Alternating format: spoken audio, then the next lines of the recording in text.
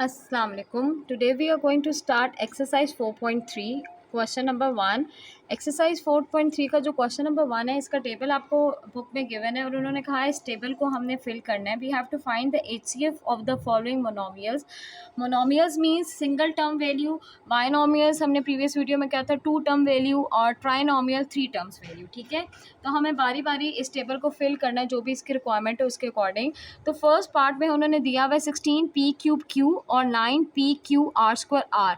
तो first column में कहा गया आपको HCF of numerical coefficient find करना है। ठीक है, जो भी इस पार्ट टर्म्स के कोफिशिएंट्स हैं, न्यूमेरिकल कोफिशिएंट्स, उनका एचसीएफ सिर्फ लिखना है। तो अगर आप इसमें देखो तो इसका न्यूमेरिकल कोफिशिएंट 16 है, इसका न्यूमेरिकल कोफिशिएंट 9 है, और एचसीएफ क्या होता है? Common factor.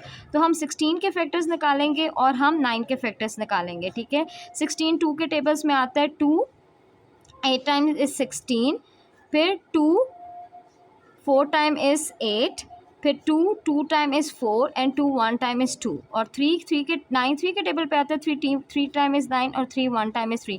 अगर आप इन दोनों के फैक्टर्स को कंपेयर करो तो इन दोनों में कोई भी फैक्टर कॉमन नहीं आ रहा। जब कोई भी कॉमन फैक्टर नहीं होता तो उसका कॉमन फैक्टर 1 होता है, because 1 is a factor of every number. तो इसका जो न्यूमेरिकल कोएफिशिएंट का एचसीएफ आया दैट इज़ 1।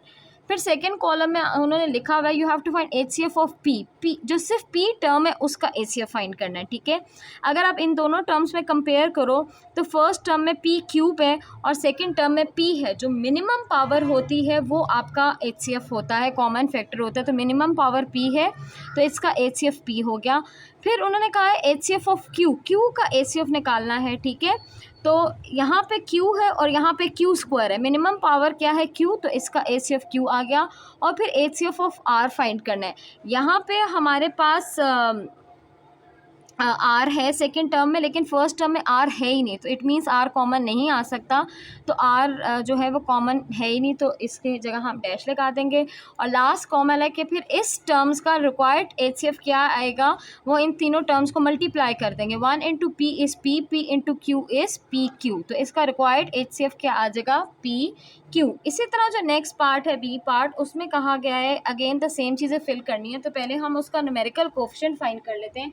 अब यहाँ पे हमारे पास 3 डिफरेंट जो वो दी हुई हैं टर्म्स हैं, एक 10 है, एक 5 है और 15 है। ठीक है, तो हम 10, 5 और 15 का जो है वो बारी बारी फैक्टर्स निकाल लेते हैं। 10 2 के टेबल पे आता है 2 5 टाइम इज़ 10, 5 1 टाइम इज़ 5, फिर 5 है, 5 1 टाइम इज़ 5, फिर 15 है और 15 आ रहा है आपके 3 5 टाइम इज़ 15 और 5 1 टाइम इज़ 5। ठीक है, अगर आप तीनों फैक्टर्स को आपस में कंपेयर करो तो तीनों में क्या चीज़ कॉमन आ रही है? 5। तो इट मीन्स इसका जो न्यूमेरिकल कोएफिशिएंट का एचसीएफ है कॉमन फैक्टर दैट इज़ 5। ठीक है, फिर हमने एचसीएफ ऑफ पी फाइंड करना है।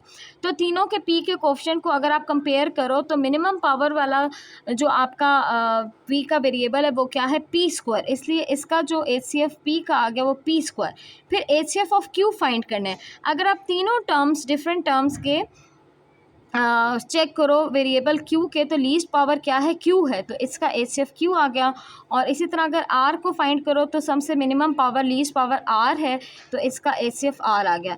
और रिक्वायर्ड एचसीएफ के लिए इन तीनों को हम सारों को क्या कर देंगे? Multiply. 5 time P square is 5 P square, फिर इंटू क्यू इंटू आर, तो आपका इसका एचसीएफ आ जाएगा 5 P square Q and R. ठीक है, इसी तरह आपका सी पार्ट है। अब उसमें अपने एचसीएफ ऑफ 4 टर्म्स फाइंड करना है। ठीक है, तो 4 टर्म्स आपके पास 1 2 3 4 ये हैं। तो हम इन तीनों टर्म्स का पहले जो है वो कॉमन फैक्टर्स निकाल लेते हैं। एक आपका 14 है, दूसरा आपका 28 है, थर्ड आपका 7 है और लास्ट आपका 21 है। तो 14 को हम डिवाइड करेंगे पहले। तो 14 जो है वो 2 के टेबल पे आता है।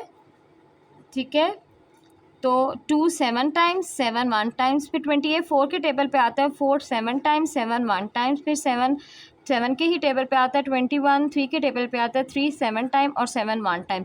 अगर आप इन चारों के फैक्टर्स को कंपेयर करो जो हमने ये फाइंड किए हैं, तो इन सब में जो कॉमन फैक्टर आ रहा है वो 7 है। इस मीन के इसके कोएफिशिएंट का जो एचसीएफ आया वो क्या हुआ? 7 आया। ठीक है, फिर उसके बाद हमें एचसीएफ ऑफ पी फाइंड करना है। तो हम पी के वेरिएबल्स को कंपेयर करते हैं तो मिनिमम पावर क्या है? पी स्क्वायर है, तो पी का जो एचसीएफ आया वो पी स्क्वायर आया।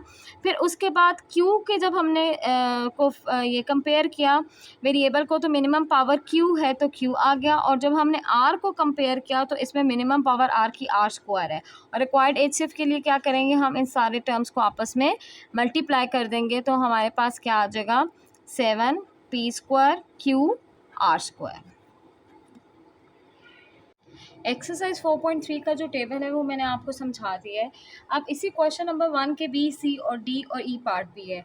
अब अगर हम बी पार्ट रीड करें तो लिखा हुआ है if all common factors with least power of 3 unknown polynomials are 2² 3pq and p + q² then what would be their HCF। उन्होंने कहा कि जो कॉमन फैक्टर्स हैं जो पॉलिनोमियल्स के हमने लिए वो ये कॉमन फैक्टर्स हैं, तो HCF क्या होगा, HCF भी क्या होता है, हमारा कॉमन फैक्टर्स ही होते हैं ना, तो HCF इसका क्या बन जाएगा 2² × 3 × p q and q + q²। और जो सॉल्व होता है हम उसको बस सॉल्व कर देंगे तो वो हमारा HCF आ जाएगा।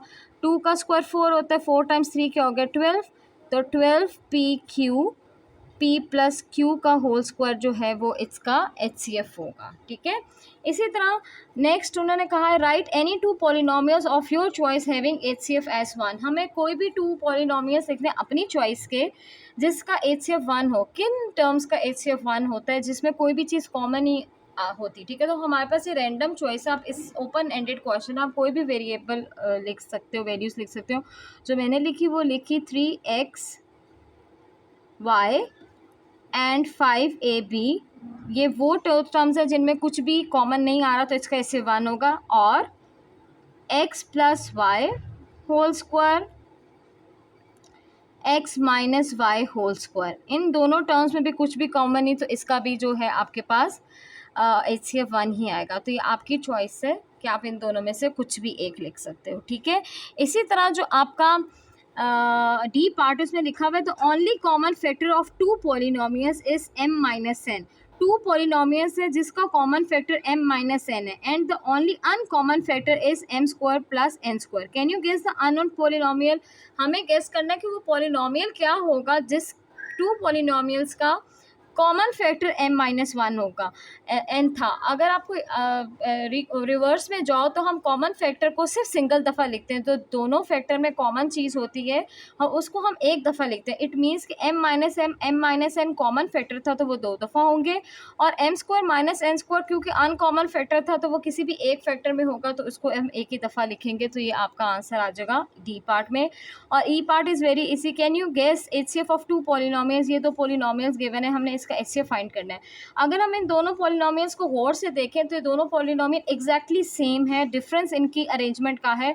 तो x³ + 5x + 1 है, 1 + 5x + x³ है, एक ही बात है। हम इसको रीअरेंज कर इसको दोबारा लिख सकते हैं x³ + 5x + 1, तो इसका HCF ये इटसेल्फ ही होगा, दैट इज x³ + 5x + 1।